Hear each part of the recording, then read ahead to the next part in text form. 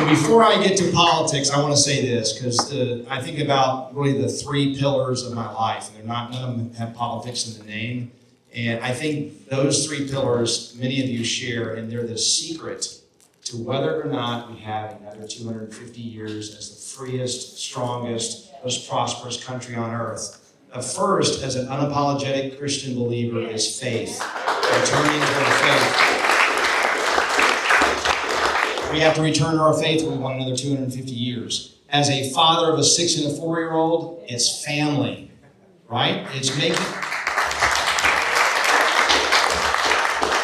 I've often said that strong families are far more important than strong governments. And if we don't have strong families, you can't build enough government to manage the chaos that results.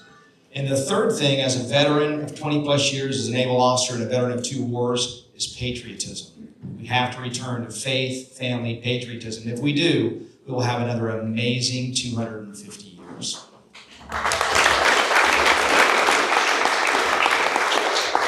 And on that front, imagine Kamala Harris at our 250th if she were president. We'd have like an apology tour. Thank God President Trump's there, right? We're going to have a blast. So the governor's race, for the ladies in the back who asked, why you and not some other guy I'd never heard of, why me for governor?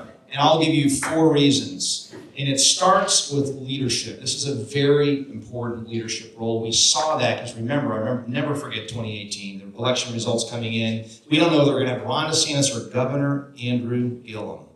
Imagine during COVID and all that, our businesses wouldn't be here, some of us wouldn't be here. So leadership under pressure because we don't know what's coming next. Started for me at age 23 on the deck of the USS McInerney in the northern Persian Gulf, navigating through mine-infested waters, and then also as a small boat team leader, having an EOD team, a couple guys that would get in the water and swim out, BDU serving a little bit farther, maybe to Bud, and put explosives on those mines and swim back or pull them back in the boat. And if something happened too soon, it happened to us, not our ship that was about a mile away.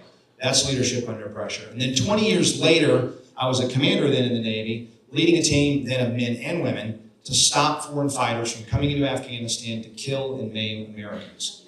And in between, I went to law school, became a prosecutor in Broward County. And for those that don't know Broward County, it ain't Pasco County. How's that? So no Sheriff Naco down there, it's like they don't know if they want to enforce the law or not and all that. But I had the experience under pressure. I was selected among my peers to be a supervisor, so I had Miami Dolphins players that got arrested and that kind of thing. But also to try some of the more serious offenses like habitual and violent habitual offenders. So I know the experience of having a habitual offender behind me, a victim beside me, and having to convince the jury beyond a reasonable doubt unanimously to put that guy away or he will most certainly create another victim, which is why we call them habitual offenders. Started a business, partnered in a business, and had all of that experience before I ever set foot into politics. That's leadership under pressure. Results. And I'll say this, the 2 years we had a speaker, and Sean alluded to it, the governor called it unmatched, and there's a quote on the back of your flyer there, but that we had 2 years that were unlike any 2 years in any legislature in America when it came to delivering conservative win after conservative win. And the reason we did that, I believe, is because as a veteran, how many veterans do we have in the room, please? Thank you guys, God bless you. And spouses, the veterans, spouses too. Because the spouses serve as well. Every veteran in this room, every cop, every firefighter understands what it means to focus on the mission. And that's what we need in our politics today. That's why we were so successful, because it's not about us. You focus on the mission and get the job done. We have far too many politicians that get in office, they self-promote, they get rich, they have fun, and they forget about we the people. We can't have another 250 years with that kind of leadership. We need real leaders. So we balanced our budget. We had record tax relief. We had some small state debt. We actually paid some of that ahead of schedule, so nobody's ever going to confuse us with Washington, D.C. and Congress. That's for sure, the federal government. On education, universal school choice, so you can choose the school that best fits your son or daughter's needs, including help for homeschoolers. If we got any homeschoolers in the room, the PEP program that I helped create. Making sure that we get the woke out of education. Teach reading, math, science, civics, make a high school diploma matter again. Thank you. We leaned into parental rights. We protected life by passing the Heartbeat Protection Act. We made sure to end transgender surgeries on minors and keep boys out of girls' bathrooms.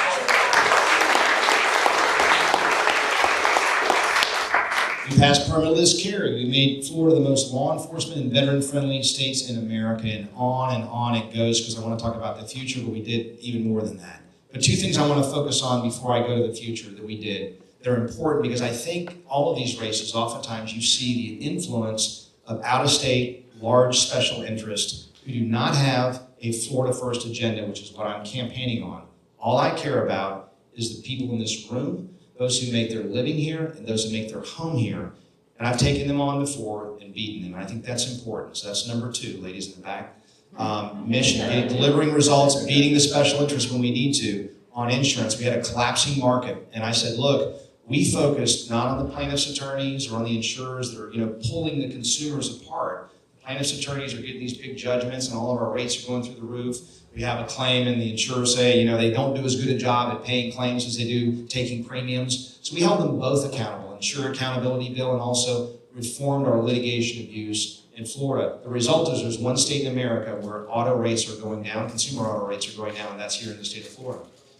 Property insurance, a little bit tougher, but we've seen the end of the collapse, new insurers coming in, but there's more to be done, and I'll get to that in a minute. But the point is, we took them on and did things that no legislature had been able to do by taking on those 2 special interests. Additionally, in year 2, we had this conservative, call it the session of the century, James Madison did. So what about year 2? And I would have told you at the time that, because I've got young kids that are not on social media, that kids are online too much, but what's the big deal, right? The way I get educated.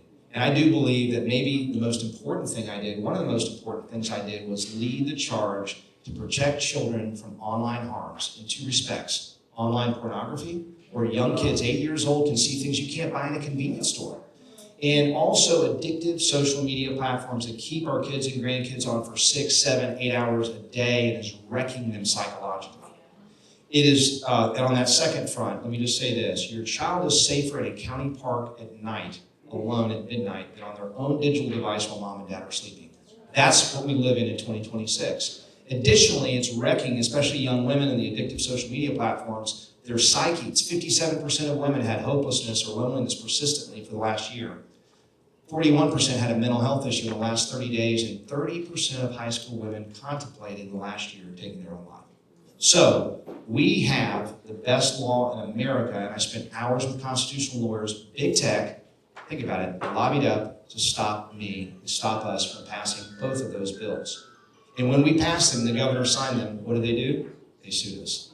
Rather than make the bill a little bit more, the platforms a little bit more child-friendly where the kid could get onto that platform, they sued us because that's how much money they're making. They really don't care about you and me.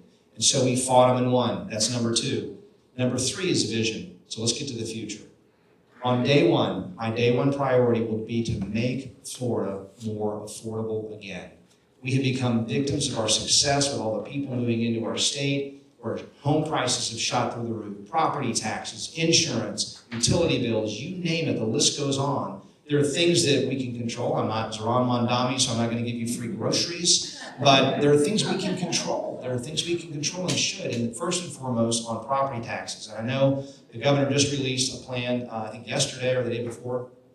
I'm the only candidate for governor that has had a framework previously to eliminate homestead property taxes for each and every one of you in this room. And we need to get after that while also protecting first responders, cops, firefighters, schools, and infrastructure. We can talk about that in questions. We're going to lower insurance rates, and I've got the receipts to prove that I know how to get it done. We're going to do the same thing we did before, hold both sides accountable and make sure we're driving down cost and holding everybody accountable when it comes to claims. And electric rates. Right now, the way electric rates are structured, there's a perverse incentive where they make a guaranteed rate based on how much they spend, not based on how well you do, unlike any other business. And so we're going to change those incentives to make sure we're driving down electric rates. And in the meantime, we're going to stop things that will drive up our affordability problem, like hyperscale AI data centers. Anybody in this room following this issue? Okay, I'm going to guess like every one of you, or most every one of you, are not big fans of it. And here's why it's a problem. We've got data centers that store your family photos or whatnot. We've got about 100 of those. We have no hyperscale data centers in Florida today. They're mammoth. This is like dropping a city, in terms of electric demand, a city the size of 700,000 or 800,000 people in electric demand. And water demand, the size, I was reading an article today, they estimated like 10,000 people in terms of daily water demand, as much as 5 million gallons of water a day. And so it will drive up our electric rates if they're on our grid. And we're in a historic drought. It will cause, it's like putting a pipe in the ground and sucking the aquifer dry. And I've been crystal clear, unlike the other candidates in the race, to say, I'm a hard no. They need to figure that out. Sure, we want to beat China in all technology, but they have to figure that out, do the 1.0, 2.0 somewhere else, because we're going to put Florida first. Florida's not for sale. So I'm a no on that, to protect our citizens and their electric rates and their environment. As the only former prosecutor in the race, we will keep Florida safe. And what does that mean? It means a couple of things. I'll start with the fact, and you saw that the governor signed some death warrants here recently. One of them was for a girl who was 6 years old, raped and killed. Her killer was on death row for 43 years. And so this is a slap in the face to every victim's family who grow old and even die before they ever see justice for their family members, their loved one. So as a prosecutor, I can tell you, when I'm governor, we're going to pass a law. They're going to have 3 years for their appeal, and that's it. We're going to do justice, and justice will be done to these people. We're going to go after public corruption. So if you go to Washington, D.C., and you insider trade, and you make a bunch of money off of things that only you know, you're coming home. We don't need you up there because you're not up there for us. We're going to permanently doge every corner of this state. This is part of the property tax proposal. We save money so we don't have to necessarily replace that with anything else, is we're going to have permanent doge. I love what the CFO's done. But we have to lean into this, not just to the local level, universities, special districts, the state government. I guarantee you in the state government there's waste, fraud, and abuse in our Medicaid program. We can find it, we're going to find it. And so these are things that we'll do. Human trafficking. As a father of young children, if you hurt a child in Florida, you will wish you never came to our state when I'm governor. I can tell you that. And we will keep Florida free. And what that means is we lean into educational freedom. We lean into health freedom. And the governor's been a champion for both. We make sure that we protect our children. I mentioned the AI data centers. Let's talk about AI Bill of Rights that the governor put up, and twice the House refused to even hear it. Here's why this is so important to protect ourselves from this kind of technology is if your child or grandchild comes to you and says, like one of those 30%, I'm contemplating taking my own life, you would stop everything you're doing to make sure that never happens, right? If you ask the same question, your child asks the same question to AI, it'll give them 5 reasons how to do it, 5 ways how to do it. That's the difference. No moral compass, no capital T truth. When I'm governor, human beings will control this new technology, not the other way around. That's important. And so we can get to questions. Finally, we have to push back against what Charlie Kirk talked about, the red and green threat. That means we're not allowing Chinese to buy our land, to come into our universities and steal our research, which has happened previously.